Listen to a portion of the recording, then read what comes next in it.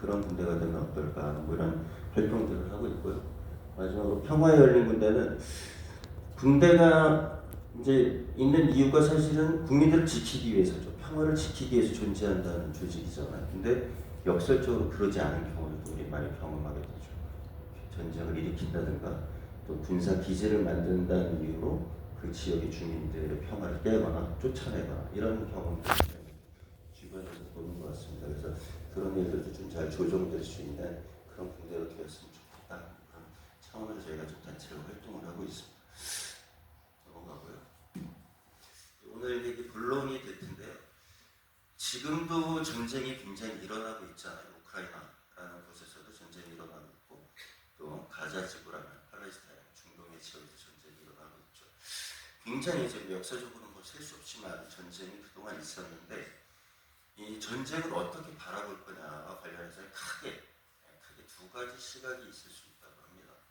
첫 번째는 이제 모니먼트라는 이제 용어를 쓰게 되는데 이건 이제 우리가 한 전쟁은 정당한 전쟁이다, 필요한 전쟁이다 이런 것에 다 입각했죠. 사실 대부분의 국가들은 이런 입장을 갖고 있죠. 우리가 했던 전쟁이 너무 창피한 전쟁이야. 이렇게 말하는 정치 권력은 사실은 많지 않죠. 그러니까 대부분의 경우 이제 이런 입장에 속해 있습니다. 저희가 좀 이따 살펴볼 전쟁기념관도 사실은 이런 입장이 있죠. 조금 전시 내용에 대해서 다르다 그럽니다. 예를 들면 이런 정의의 전쟁, 우리가 했던 전쟁이 정당하다라는 입장에서 전쟁을 기억하는 방식은 이런 무기 같은 게 많이 나와요. 전쟁기념관 혹시 가보신 분 계실까요? 네, 거기 무기 굉장히 많지 않습니다. 탱크, 미사일, 이렇고요. 그리고 군인들도 약간 되게 늠름한, 강한 이미지를 갖는 이런 이제 전시물들이 좀 많다고 하고요. 두 번째 방식은 모니먼트 메모리는 아주 사전적 의미는 아닙니다. 학자들이 저렇게 이제 좀 분석해서 쓰는 뭐죠 그런 언어라고 이해해 주시면 좋을 것 같고요. 그런 어떤 전쟁의 정당성, 그 다음에 승리 이런 것보다는 전쟁이 가져오는 고통, 슬픔 이런 것에 좀 주목하는 전시 방식이죠. 먼저 보여드리는 곳은 이제 프랑스 1차 대전을 기념하는 베르딩이라는 이름을 가진 그 기념관이 박물관이고요. 여기는 페론 전시관이라고 해서 똑같은 1차 대전을 기억하고 있는데 전시 내용이 좀 달라요. 예를 들면 희생자 그 병사들이 이렇게 좀 누워 있는다. 그 다음에 희생자들의 어떤 슬픔들을 애도하는 이런 만장 같은 이런 전시들이 좀 있다고 하죠. 이렇게 크게 더 많은 분류가 있을 수 있겠지만 크게 이제 이런 정도의 전쟁과 관련해서 기억하는 방식이 있다. 이 정도를 조금 이해해 주시면 좋을 것 같고요.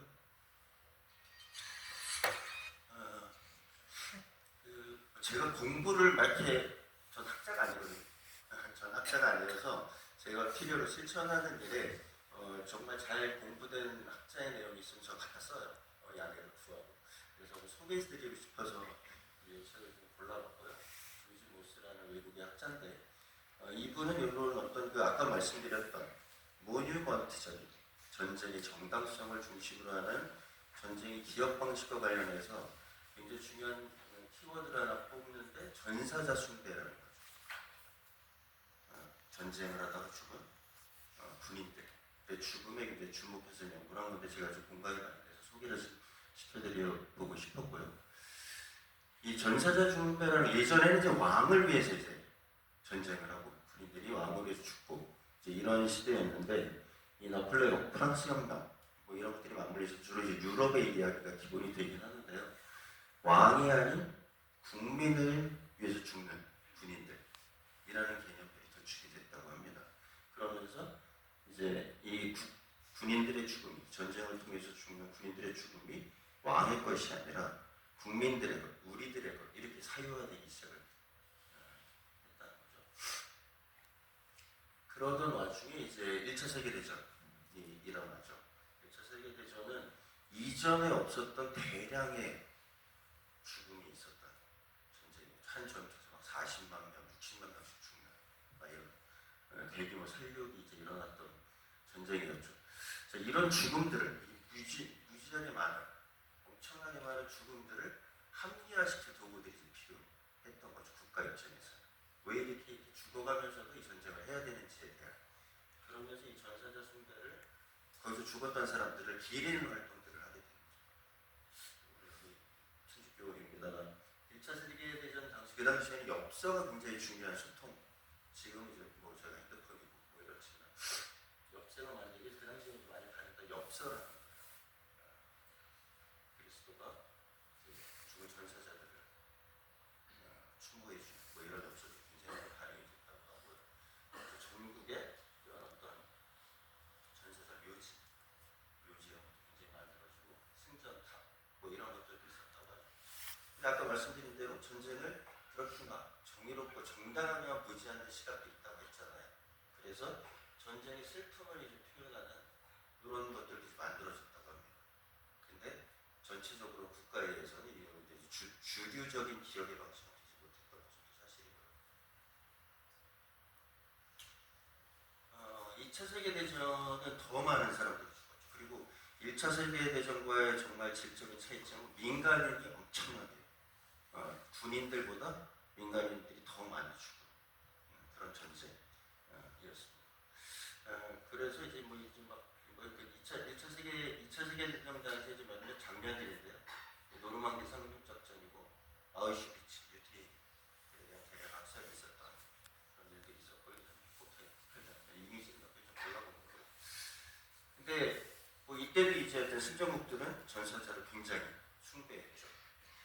우리를 위해서, 우리들의 자유와 민주를 위해서 죽은, 평화를 위해서 죽은 전사들, 뭐 이제 이런 이미지였겠죠. 근데 흥미로운 이 책에서 제가 사실 이 부분 때문에 이제 말씀을 드렸던 건데, 2차 세계대전, 2차 세계대전, 특히나 2차 세계대전에는 독일이라는 나라는 패전국이잖아요. 일본도 그랬고요. 근데 이 두 나라에서는 좀 더 다른 양상이 나타났었다는 거죠. 뭐냐면 독일이라는 나라에서는 순교자로 기리지 못하게 했었다는 나치의 군대들이었겠죠. 그다음에 일본 같은 경우도 전몰자를 위령하는 행위들을 못하게 했었다는 거죠. 그 나라가 그랬다는 것이 아니라 승전국들이, 영국, 미국 등등 2차 세계대전의 승전국들이 이 패전국들, 소위 이제 패시즘이라고 불렸던 국가들의 나라를 점령하면서 절대 너희들은 전사자를 숭배하지 마라 라는 걸 정책적으로 했었다는 거죠. 이 부분을 읽으면서 제가 느꼈던 것은 뭐냐면, 이제 빨간색으로 이건 이제 그 책에 있는 내용은 아니고요. 제가 이제 이 책을 이제 읽으면서 느꼈던, 그걸 약간 책에다 메모를 했던 것을 옮겨놓은 건데, 전쟁을 기리거나 또 거기서 죽었던 전사자들을 기리는 것은 대단히 위험한 행동이라는 것을 전쟁의 기획자들, 담당자들은 알았던 것이 아니냐라는 생각이 좀 들었다는 거죠. 왜냐하면 그런 죽음들이 기려질수록 그런 행동은 좀 더 장려될 수도 있는 거니까. 제가 들었던 생각입니다. 같이 생각해 주셔도 좋을 것 같아요. 박물관, 이제 좀 바로 이제 전쟁기념관에 대한 얘기를 이제 바로 그 다음 서연부터 시작을 좀 할 텐데요. 전쟁기념관이 용산, 굉장히 접근성이 좋죠. 거기에 1년에 혹시 몇 명 정도가 관람을 하실지, 혹시 선생님 100만 명이 넘을까요?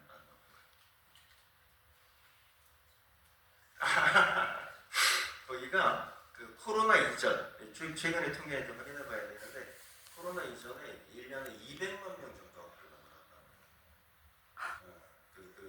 이제 저는 이제 일 때문에 자주 가는데, 평일에 가도 학생들이 엄청 많아요. 그러니까 수업이 대체 수업이 되거든요. 그래서 이제 선생님들이 거기 가면 굉장히 좋아요. 왜냐면 학생들이 데리고 갔는데 거기 해설해 주시는 분들도 계시거든요.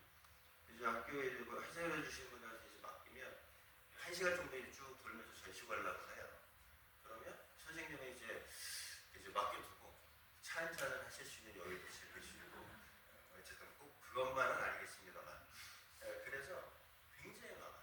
그 200만 명 중에 한 30%, 70만 명 정도가 초중고 학생들입니다. 그러니까 어떻게 보면, 이 전쟁과 관련, 특히나 이제 한국전쟁, 전쟁기념관은 한국전쟁 관련된 내용이 중심이거든요. 전쟁과 관련은 어떻게 보면 가장 큰 또 하나의 교육기관으로 볼 수 있는 거죠. 이화준이라는 선생님이 관련된 내용을 이제 정리한 건데 본인의 논문에서 좀 동의가 돼서 좀 옮겨본 건데 어쨌든 그런 것을 통해서 공통의 기억을 만들어간다는 거죠. 어떤 사회 공동체도. 근데 예를 들면 우리나라 같은 경우는 한국 전쟁과 관련해서는 용산에 있는 전쟁기념관이 가장 공통의 기억을 담고 있다. 그렇게 해도 좀 과언이 아니다라고 볼 수가 있는 거죠. 네. 그리고 그 공통의 기억은 사실은 그런 정의의 전쟁을 얘기하는 사람들의 시각과 주로는 맞닿아 있다. 이런 말씀을 좀 드릴 수 있을 것 같고요. 제가 잠깐 더운데 잠깐 외투를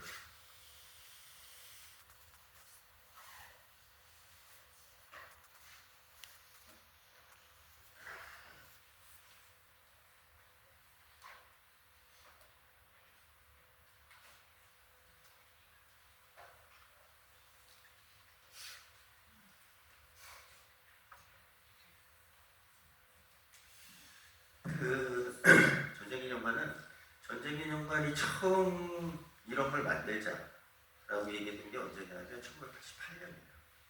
1988년은 우리 현대사에서 어떤 좀 시간대였냐면 1987년 오랜 동안의 군사 정권에 대해서 국민들이 이제 저항을 했고 민주주의를 외치고 이런 과정들이 있었던 해죠. 그래서 대통령을 굉장히 오랜만에 국민이 뽑게 되고 이런 최근에 불과 지금도 진행되고 있는 이런 어떤 상황들이 이제 굉장히 그 당시에 크게 이제 있었던 시간이었죠. 그러니까 이제 그래서 민주주의에 대한 요구가 굉장히 커졌고, 그런 민주주의에 대한 요구가 커지면서 그 요구는 평화에 대한 요구로도 커져갔어요. 남과 계속 이러고 살아야 되는 거야. 좀 화해롭게 안 싸우고 좀 우리가 평화롭게 살 수는 없는 거야. 뭐 이런 이제 일들이 이제 의견들이 나오게 되는 거죠. 그래서 이제 북한에 이제 가는 사람, 문익환 목사님, 뭐 이런 분들도 생기고 이제 종교인 분들 중에 뭐 이런 이제 사회적 변화가 있었던 시기였죠.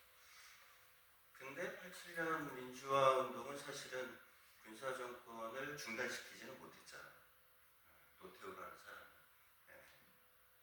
이제 다시 대통령이 되고 이런 일들이 있었죠.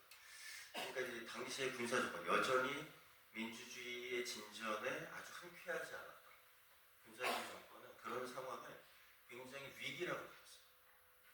지금 누구처럼 지금 어딘가서 지금 있는 누구처럼 이게 좌익 세력들이 이 사회를 중동하고 있다. 뭐 이런 사고를 하게 된 거죠. 특히나 이제 군 수뇌부. 그래가지고 이 전쟁개혁은 국방부가 만든 거거든요. 전액이 국방 예산. 전액은 아니고 한 80% 정도가 국방 예산으로 만들어진 겁니다. 일부는 모금을 했지만. 그래서 이런 기념관, 전후 세대 반공 안보관을 확립시키기 위한 뭔가가 필요하다. 그래서 전쟁기념관이라는 이런 박물관을 이제 고민하게 된 거죠. 또 하나는 전쟁기념관. 이름이 좀 괜찮으십니다. 네. 보통 이제 기념은 네네네. 네, 선생님 말씀하시죠. 기업관. 네, 기업관. 그 표현이 훨씬 좋을 것 같기도 하고. 네. 그러니까 이제 기념은 보통 좀 이렇게 좋은 일에 쓰지 않아요. 결혼 좋은 거 같죠. 네. 뭐 이런 건데 전쟁에다가 이제 전쟁이라는 단어와 기념이라는 단어를 조합을 했단 말이죠. 그러니까 이것도 약간 의구심이 들 수 있는 요소인 거죠. 실제로 그래서 의구심을 많이 제기를 했어요. 이 이름을 처음에 이 이름으로 이제 건물을 짓는다고 하니 많은 사람들이 왜 전쟁을 기념해? 뭐 이런 문제의식을 이제 가지게 된 거죠. 그래서 실제로 여론조사를 몇 번을 해요. 그래서 이제 가장 많이 나왔던 이름은 군사박물관은 어떠냐.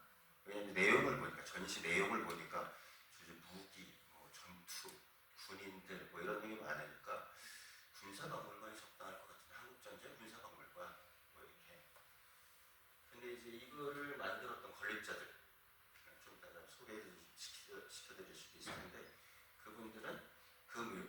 명칭이 마음에 안 들었던 거죠.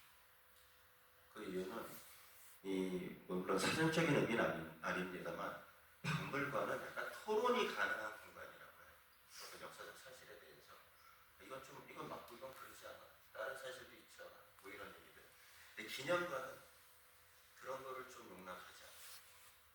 기념하고 추모하고 애도하고 뭐 이런 그러니까 이제 이 전쟁 기념에 걸릴 자들은 이 공간이 논쟁의 공간이 되기를 원했던 게 아니었던 거죠. 여기서 우리를 위해서 죽어간 군인들을 숭배해요. 이런 의도가 강했던 거죠. 그래서 그 이름이 바뀌어지질 않아요. 그래서 지금도 전쟁 기념관 이름을 갖고 있죠. 전쟁 기념관은 한번 저희가 이거 현장 투어도 하거든요. 그래서 혹시나 관심 있으시고 현장에서 얘기를 들으면 훨씬 더 흥미롭습니다. 근데 이제 전쟁기념관에 저는 자주 가니까 하는데 전쟁기념관은 일정한 이제 내러티브라는 표현을 쓰던데 이야기 스토리 라인이 좀 있어요. 이거를 만든 사람들이 관람자들한테 이런 얘기를 딱 전해주고 싶어요. 그 스토리를 저희가 좀 파악해봅니다. 이게 뭐냐면 전사자 명부거든요. 그러니까 이제 그 전쟁 기념관에 들어가면 첫 번째 실내 전시 중에 만나는 전시 굉장히 웅장하고 깊은 터널 같은 공간을 쭉 통과해서 웅장한 음악을 들으면서 어두운 조명과 그럼 이제 이 전사자 명부를 만나게 돼요. 몇 가지 좀 질문도 좀 드려볼 거예요. 그러니까 뭐 당연히 뭐 전쟁 중에 안타깝게 죽은 군인들을 추모하는 거는 필요한 일이라고 생각을 합니다. 근데 전쟁이라는 사건은 어떤 시공간에서 발생했을 때 군인들만의 일은 아니죠. 지금 가자 지구에서 굉장히 많은 죽음들이 있는데 그 중에 최근에 통계에 따르면 70% 가까이가 민간인, 여성, 그리고 아이들, 노인들이 엄청 많았다는 거잖아요. 그러니까 전쟁이라는 시공간은 사실 군인들의 얘기만은 아니에요. 그런데 전쟁 기념관은 유독 군인들의 죽음에 대한 이야기를 중심으로 민간인에 대한 죽음에 대한 얘기는 굉장히 찾기가 좀 어렵습니다. 그런 거죠. 그럼 전쟁을 기억할 때 우리는 군인을 먼저 떠올려야 되는 건가? 군인들만의 일인 건가? 이런 문제 제기를 조금 한번 해볼 수 있을 것 같고요. 어쨌든 전사자 명부를 통해서 군인들의 죽음을 먼저 보여줘요. 그리고 그 다음에 그 전쟁 기념관은 한국 전쟁에 대한 기록만 있지는 않습니다. 그 1층, 2층, 3층으로 되어 있는데 그 1층은 약간 고조선 시대부터 있었던 한국 전쟁사가 있고 2층, 3층은 한국 전쟁 이후에 이제 이런 내용들이 쭉 있게 되는데요. 근데 1층에서 가장 많은 공간, 또 가장 많은 내용을 담고 있는 인물이 이순신. 사실 우리나라 사람 중에 이순신 장군님에 대해서 뭐 이렇게 약간 뭐 이렇게 깍두거리거나 이러면 좀 많이 안 좋죠. 워낙에 훌륭한 분이시니까. 근데 어쨌든 이 한국전쟁 이전의 전쟁사를 통해서 전쟁기념관이 던지는 메시지는 뭐냐면 영웅이에요. 외세로부터, 우리의 적으로부터 우리를 지켜낸 영웅들의 강강천, 을지문덕 등등등 그런 얘기들이 굉장히 많이 강조돼서 나오죠. 그 영웅들의 이미지를 가지고 한국전쟁으로 들어옵니다. 그러니까 이제 어떤 이게 좀 전시적인 효과를 좀 노리고 있다고 보여지냐면 한국전쟁은 굉장히 복잡한 맥락을 갖고 있잖아요. 당시에 해방 이후에 굉장히 복잡했던 사회 상황, 또 국제관계 등등등. 그런데 이런 것들이 탈각되고 우리를 공격한 적으로부터 우리를 지켜낸 전쟁. 이렇게 이제 어떻게 보면 단순화된다고 할까요? 이런 이제 장치를 하게 됩니다. 자, 그랬는데 그 전쟁을 하는데 우리를 도와준 세력이 있었어요. 유엔군, 미국을 중심으로 한 유엔군이죠. 그래서 유엔관이 그래서 나타나요. 유엔관을 이제 설명이 나타나고 전시가 있고 그 다음에 근데 이제 우리가 전쟁을 넘어서서 좀 이제 튼튼해졌어, 세졌어 힘이. 그럼 이제 뭘 해야 된다? 남을 도와야 된다. 그래서 파병관이 나타나. 베트남전, 이라크전,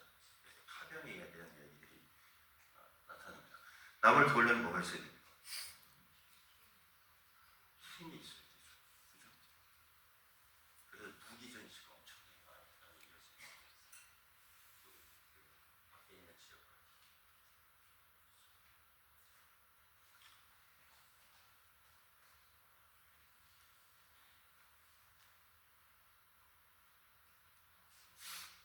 네, 이 정도 이제 여러 팁을 좀 갖고 있고요. 선생님, 컵은 여기다 좀 그러니까 네, 저도 그게 좀 우려스러워서 춤춰가지고 엎어뜨렸을 때 예, 감사합니다. 혼날 수 있겠구나.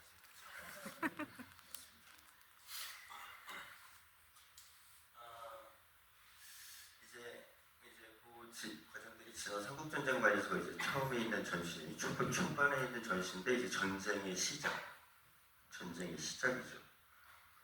거기는 주요 전시물들을 이제 갖고 온 건데요.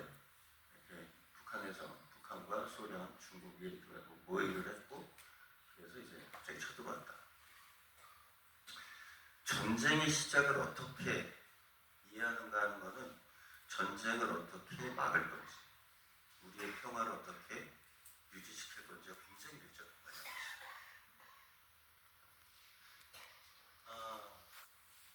전쟁 기념관은 전쟁이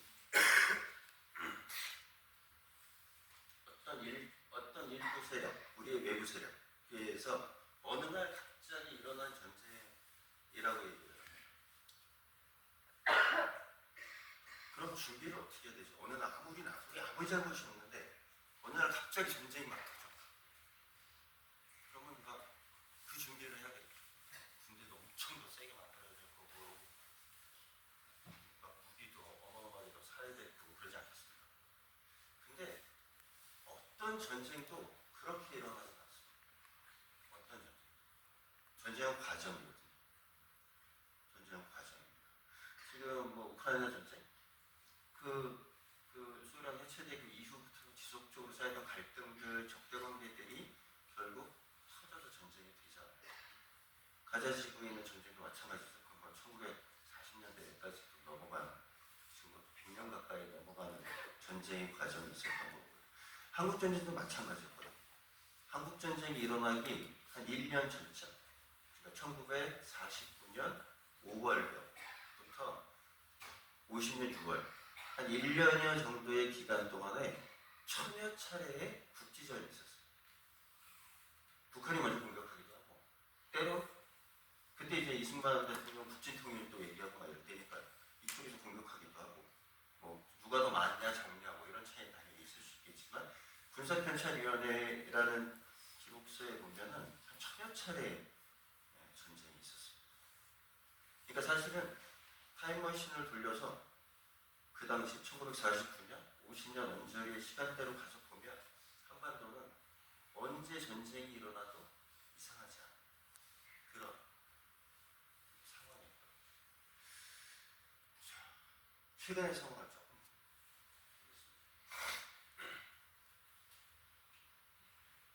보겠습니다.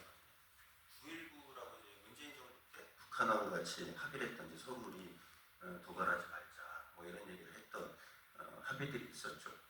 근데 이제 이게 정지가 되죠. 일부 정지는 이제 이쪽에서 했죠. 정찰 능력 이런 거는 다시 하겠다. 9.19 합의에 관련한 내용을 이제 일부를 정지시키자 북한은 9.19 선언을 합의를 파기해버리죠. 그 이후에 우리 정부도 파기를 해버리고 정면 파기를 해서 그런 안전장치가 이제 없어지는 과정이 작년과 올해 사이에 있었습니다. 재작년과 작년 사이에 있었습니다. 또 북한에서 미사일을 쏘면 여기는 이제 훈련을 하죠. 대규모의 수만 명이 모이는 대규모 훈련을 하고 있죠. 이쪽에서 풍선을 날리면 저쪽에서 풍선을 날렸죠. 지금 약간 이 탄핵 사태 때문에, 비상계엄 사태 때문에 수그러들었습니다만, 불과 한 달 반 전만 해도 북한이 우크라이나에 러시아를 도와서 파병을 했다고 하니 우리도 무기를 보내야 되는 거 아니야? 이런 얘기들이 엄청 우리 사회에 있었죠. 뭐냐면 상호적인 거거든요. 특히나 군사 안보, 군대와 관련된 문제는 굉장히 적대 에스컬레이팅이 굉장히 강화될 가능성이 많아요. 그러니까 우리가 미사일을 쏴. 그럼 거기도 뭘 하는 거예요. 우리가 뭐 한미연합 훈련을 해. 그럼 북한도 미사일을 쏴요. 뭘 해야 되는 거예요. 뭘 해야 한다고 생각하는 거죠. 그럼 그것이 계속 에스컬레이팅이 되죠. 그런 과정이 전쟁으로 가는 길이다라고 저는 보여요. 그래서 뭐 저희 같이 평화 활동을 하는 시민단체들이 뭐 한미연합에서 하면 하지 마라. 북한이 뭐 미사일 쏘면 쏘지 마라. 핵실험하면 하지 마라. 이런 이유가 뭐냐면 그것들을 다 계속 하다 보니까 전쟁이 나더라. 그러니까 하지 마라. 그러니까 전쟁의 시작을 어느 순간에 난다고 보면 계속 힘을 키우고 더 해야 되겠죠. 그죠? 훈련도 더 많이 해주고 무기도 더 많이 사고. 그죠? 근데 우리가 갖고 있는 경험은 그래서 평화가 오진 않았어. 그랬던 기억이 별로 없는 거죠. 그러니까 전쟁을 과정으로 보면 그 과정에 가는 길들을 막을 수 있는 행동과 장치들을 만들어 볼 수 있지 않을까. 그래서 전쟁의 시작을 어떻게 보는지 굉장히 중요하다. 이 말씀을 좀 드리고 싶었습니다. 이게 이제 아마 오늘 지금 상황하고 약간 맞는 얘기일 수 있는 것 같아요. 저희가 전쟁 기업관에 이런저런 문제가 많아서 뭐 바꾸기 위한 활동을 지금 한 10년 좀 못되게 하고 있거든요. 그래서 저희가 2020년쯤에 한국전쟁이 일어난 지 이제 50년 되잖아요. 70년. 그래서 그 전쟁 기업관 이런 내용을 바꿔야 된다. 정책 제안서를 낸 적이 있어요. 한 50페이지 정도 되고요. 각 주간 150개 정도 달린 약간 논문에 달한, 왜냐하면 한국전쟁 관련 학자들하고 같이 만들었거든요. 그래서 이제 몇 가지 내용들을 제안을 했는데 그게 바뀐 게 있어요. 이게 뭐냐면 여순 사건, 제주 4.3 아시죠? 네. 그 사건과 관련해서 이제 이게 원래 이렇게 돼 있었어요. 그러니까 남한의 전투력을 승부시키는 좌익과 게릴라 누적체, 이게 여순이라고 얘기를 하는 거예요. 그러니까 이제 우리 남한의 전쟁 전에 남한의 전투력을 약화시키기 위해서 여수 순천에서 14년도 군인들이 빨갱이들의 선동에 의해서 반란을 했고, 그래서 제주도에서도 그래서 막 반란이 일어나고 막 이랬다. 그게 이제 이렇게 설명을 한 거예요. 그건 사실 안 맞잖아요. 그렇지 않거든요. 단독 선거에 반대해서 제주 도민들이 하나의 정부가 이루어져야 된다. 그래서 이제 집회나 시위가 이제 있었던 거고, 그걸 이제 무력으로 진압하려고 했던 게 여순 사건이고, 그걸 거부한 게 이제 출동을 거부한 게 여순 사건이고 뭐 이런 거고, 그 부분에 대해서 이제 역대 대통령들도 사과를 하고 국가 권력에 의한 이제 잘못된 인권 침해 상황이었다고 인정을 한 바가 있죠. 근데 전쟁 기업관은 그런 거 신경을 안 써요. 그래서 약간 좀 잘 보여드리려고 그랬던 것 같아요. 내용은 좀 그런 거고요. 근데 이제 이게 잘못됐다고 저희가 문제 제기를 했고, 그랬더니 저희가 6월달에 정책 제안서를 넣었는데 그 다음에 이렇게 바뀌었다고 통보가 왔어요. 귀 단체의 의견을 들어보니 적절한 듯하여 다음과 같이 내용을 바꿨습니다라고 온 거예요. 근데 뭐 여기 제목이 일단 바뀌었죠. 6.25 전쟁 이전 남한의 무력 출동과 국군의 전력 약화. 그러니까 맥락은 아주 바뀌진 않았어요. 본질적으로 바뀌진 않았는데 내용과 일부 내용이 바뀐 부분들이 있어요. 그러니까 저희는 이거 바꾸다 제대로 안 바꿔졌는데 그래서 다시 문제 제기하고 했었는데 한국전쟁을 연구한 학자분들은 깜짝 놀랐어요. 이게 바뀌기도 하고. 왜냐하면 이게 이제 하드 패널이라 그래서 그 상설점은 하드 패널을 바꾸는 경우가 별로 없다는 거예요. 왜냐하면 자식 제작해가지고 다시 붙여야 되잖아요. 그런 일들이 거의 없다는 거죠. 아주 중요한 오류가 아니면. 근데 이게 이제 바뀌는 걸 보고 이게 바뀌기도 하네. 뭐 이런 이제 물론 뭐 더 많은 부분은 안 바뀌었습니다만 일부가 바뀐 겁니다만 그런 일이 좀 있었습니다. 뭐 그럼에도 불구하고 이제 그런 뭐 영상이 있어요. 한 20분짜리 한국전쟁 전체를 이제 만든 그런 데는 여전히 이런 표현들이 존재합니다. 제2주4.3 사건 공산 좌익들의 끈질긴 선거 방해 책동 속에서 뭐 이렇게 뭐 이런 표현들이 나타나죠. 외부의 좌익군인들을 뭐 선동했다. 뭐 이런 그러니까 역사적 사실하고 좀 안 맞는 내용들이 그러니까 전쟁 기념관은 뭐 이렇게 관점도 조금 문제지만 역사 사실도 왜곡을 하는 경우가 굉장히 많습니다. 저희가 이제 계속 바꿔내려고 하는 노력의 이유 중에 하나이기도 하죠. 이건 원래 없는 내용인데 지금 상황이 조금 담겨 있는 것 같아서 제가 한번 추가를 좀 해봤습니다. 지금 기염 상황 맞죠? 12.3 기염 사태 안 끝난 거 맞죠? 아직? 네, 아직 안 끝났어요. 물론 뭐 위험성은 많이 줄어들었습니다만 아직 안 끝났죠. 오늘 체포가 될지 안 될지 아직 안 됐습니다. 무산됐어요. 제가 강의 들어오기 전까지는 대치하고 있다는 무산됐어요. 저도 감옥을 어쩌다 보니 유정운동하다가 몇 번 왔다 갔다 했는데 독특한 인물인 것 같습니다. 떳떳하게 다 한다면서. 네. 첫 번째 기억력 얘기를 왜냐하면 아까 말씀드렸던 여순 사건 때 첫 번째 기억력이 발표가 되거든요. 그래서 지금 상황은 너무 오버랩되는 게 있어서 제가 조금 내용을 정리해 봤고요. 이게 이제 첫 번째 기억력 전문입니다. 동관회계부영대 현안에 의해서 10월 20일, 1948년 10월 20일입니다. 여순 사건이 1948년 10월 19일 날 일어나거든요. 그래서 별명시까지 나중에 뭐 특별하게 명령을 내릴 때까지 좌기 옛날에는 이제 방처럼 이쪽에 내용 쓰고 이쪽에 쓰고 이렇게 했잖아요. 그러니까 글을 이렇게 읽었잖아요. 그래서 왼쪽에 이제 쓴 것처럼 여기 기업령을 선포한다. 이제 기업령을 선포한다. 만약 차에 이것을 위반하는 자는 군법에 사용기타의 차